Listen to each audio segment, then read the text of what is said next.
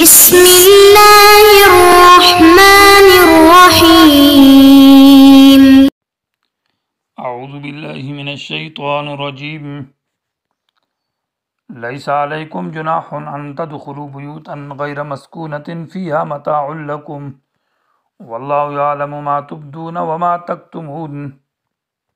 عزیز طلبہ اکرام، سبق نمبر 300 سورۃ النور، آیت نمبر 30، آیت نمبر 29 ہے۔ سد باب الفحشاء کے یعنی بے حیائی کے دروازے کے بند کرنے کے لیے، روکنے کے لیے جو اصول اور آداب کا بیان ہے، ان میں سے پہلا ادب اس کی تفصیل اور اس کے تمام جزیات کا ذکر ہوا کہ بغیر ضرورت کے دوسروں کے گھروں میں نہ جاؤ۔ اگر ضرورت کی بنیاد پر جایا جائے تو اجازت مانگی جائے،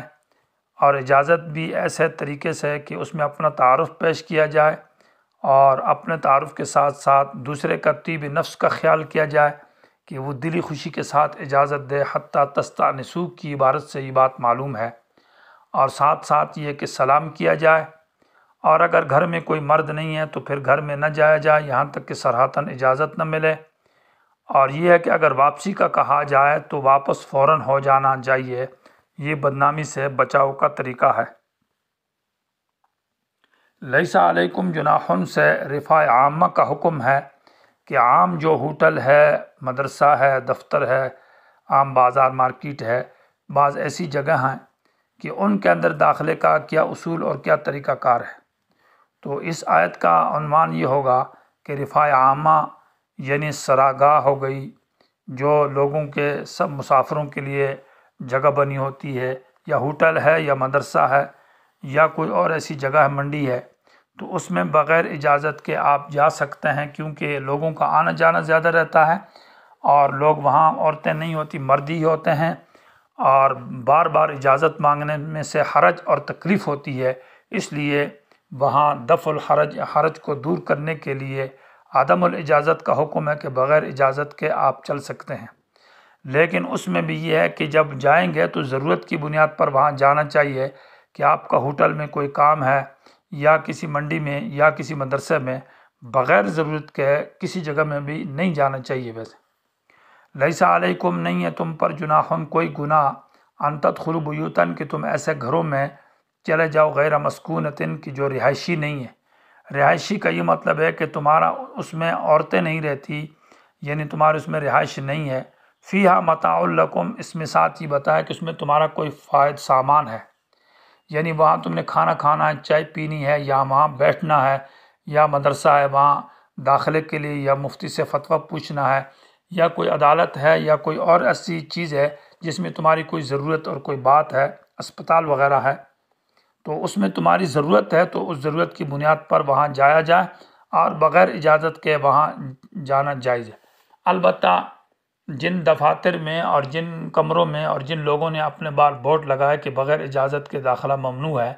تو وہاں بغیر اجازت کے نہیں جانا چاہیے، اجازت مانگنی ضروری ہے۔ اگرچہ وہاں عورتیں نہیں ہیں لوگوں، لیکن ان کی اپنی ایسی مصروفیات اور ایسے خاص کام ہوتے ہیں کہ ہر وقت لوگوں کا آنا جانے سے اس میں خلل پڑتا ہے اور وہ ڈسٹرب ہو جاتے ہیں، تو جس کی وجہ سے وہاں اجازت مانگنی ضروری ہے۔ تو یہ اصول دیکھنے چاہیے، وہاں اجازت ضروری ہے، بغیر اجازت کے جائے گا تو یہ گناہ ہوگا۔ واللہ یعلم ما تبدون وما تکتمون، اللہ جانتا ہے جو تم ظاہر کرتے ہو، جو تم چھپاتے ہو۔ یعنی کسی کے ہاں انسان چلتا ہے، کسی مدرسے میں یا ہوٹل میں یا ہسپتال میں یا کوئی اور جگہ ہو، تو وہاں انسان اپنی ضرورت کے لیے جا رہا ہے، یا وہاں کسی چوری کی نیت سے جا رہا ہے، یا کسی اور فساد کی نیت سے، یا ویسے ہی لوگوں کو تنگ۔ اللہ تعالیٰ نیتوں کو خوب جانتا ہے، صحیح نیت کو بھی اللہ جانتا ہے، بری نیت کو بھی جانتا ہے۔ اس لیے اللہ نے کہا کہ ما تبدون وما تکتمون، جو تم ظاہر کرتے ہو، جو تم چھپاتے ہو، سب کچھ کو میں جانتا ہوں۔ یہ تو پہلا اصول تھا جس کا حاصل یہ تھا کہ بغیر ضرورت کے دوسروں کے گھروں میں نہ جاؤ، چونکہ زیادہ تر جو بدکاریاں پیدا ہوتی ہے، فحاشی اور عریانی کا بازار گرم ہوتا ہے، یہ آنے جانے سے اور اختلاط سے اور میل جول سے، دوسروں کے گھروں میں چچا زاد ہے، پھوپھی زاد ہے، رشتہ دار ہے، دوسرے لوگ ہیں، جب مردوں کا عورتوں کا آپس میں آنا جانا زیادہ ہوتا ہے تو نگاہیں پڑتی ہے، اور نظریں جب آپس میں لڑتی ہیں تو پھر دل بے قابو ہو جاتے ہیں، اور جب دل بے قابو ہو جاتے ہیں تو پھر وہ کچھ کیا جاتا ہے جو نہ کرنا چاہیے، یعنی ناکردنی کرتا ہے انسان، اور پھر اس سے حالات خراب ہو جاتے ہیں، زنا اور بدکاریاں پھیل جاتی ہیں۔ اس لیے پہلا جو اصول ذکر کیا کہ پہلا اصول کا حاصل ادب کا یہ نکلا کہ بغیر اجازت کے اگر دوسروں کے گھروں میں جائے گا تو اس سے زنا اور بدکاری پیدا ہو سکتی ہے، لہٰذا دوسروں کے گھروں میں کم جانا رکھا جائے، نہ جایا جائے۔ دوسرا مسئلہ جو ذکر کیا جا رہا ہے کہ زنا کا جو ذریعہ اور سبب ہے وہ بد نظری ہے، البصر و برید الزنا ہے، کہ نگاہ جو ہے یہ زنا کی ڈاک ہے، ڈاک جو ہے وہ ڈاکیا ہے، یعنی اس زنا کی طرف لے جانے والی چیز ہے۔ اور النظر سہم من سہام ابلیس، اور نظر جو ہے یہ ابلیس کے تیروں میں سے ایک تیر ہے، گویا کہ یہ ایسا تیر ہے جب پڑتا ہے تو انسان کو دلیں جو آپس میں نظریں جب لڑتی اور ملتی ہے تو دل بے قابو ہو جاتے ہیں اور بدنگاہی پیدا ہو جاتی ہے۔ تفسیر ہے تفسیر روابع البیان فی تفسیر الآیات والاحکام، جلد نمبر 2 صفحہ نمبر 169 ہے۔ اس کے اندر ایک شعر لکھا ہوا ہے کہ کل الحوادث مبدأها من النظر ومعظم النار من مستصغر الشرر، کہ تمام حادثات اور تمام جو واقعات پیش ہوتے ہیں، لڑائی جھگڑے فتنے فساد، ان کا مبدأها، ان کی ابتدا اور ان کی بنیاد من النظر، وہ نظر سے ہے۔ نظر ایک ایسی خطرناک اور بری چیز ہے۔ ومعظم النار من مستصغر الشرر، اور بڑے بڑے آگ کے جو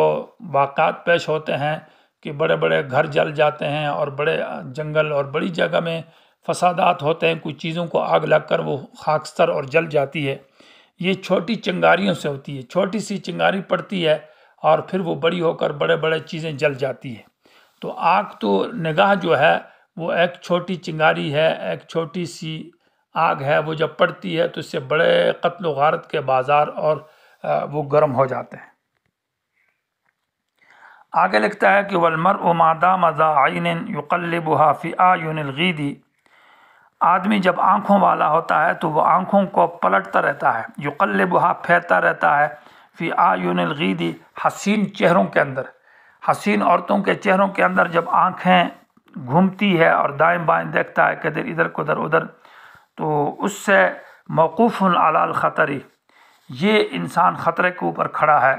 اور یہ گویا کہ جہنم کے دروازے پر کھڑا ہے، یہ تباہی اور فساد کے دہانے پر ہے۔ یسر مقلتہ ما یضر مہجتہ، یسر مقلتہ، اس کی آنکھوں کو خوش کر دیتی ہے وہ چیز جو اس کے روح کو تکلیف میں اور مصیبت میں ڈال دیتی ہے۔ یہ دیکھنے سے، حسین چہرے دیکھنے سے آنکھیں تو خوش ہو جاتی ہے، ان کو وقتی سرور اور سکون تو مل جاتا ہے، لیکن روح جو ہے وہ تباہ و برباد ہو جاتا ہے۔ لا مرحبا بسرور جاء بالضرر، کوئی خوشی نہیں ہے، کوئی تباہ ہے وہ سکون اور وہ خوشی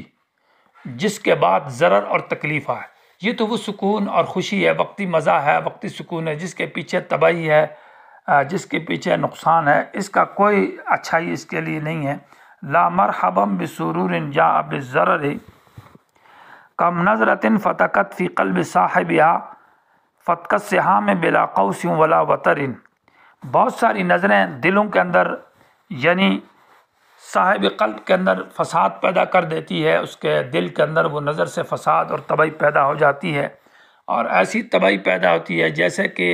تیر اور گولی کسی کے ہاں لگ جاتی ہے تو وہ بغیر کمان کے اور بغیر اس کے جب وہ تیر پڑتا ہے اور جب وہ گولی پڑتی ہے تو وہ کتنا نقصان کرتی ہے، گویا کہ یہ نگاہ بھی ایک گولی ہے اور یہ ایک تیر ہے بلا کمان۔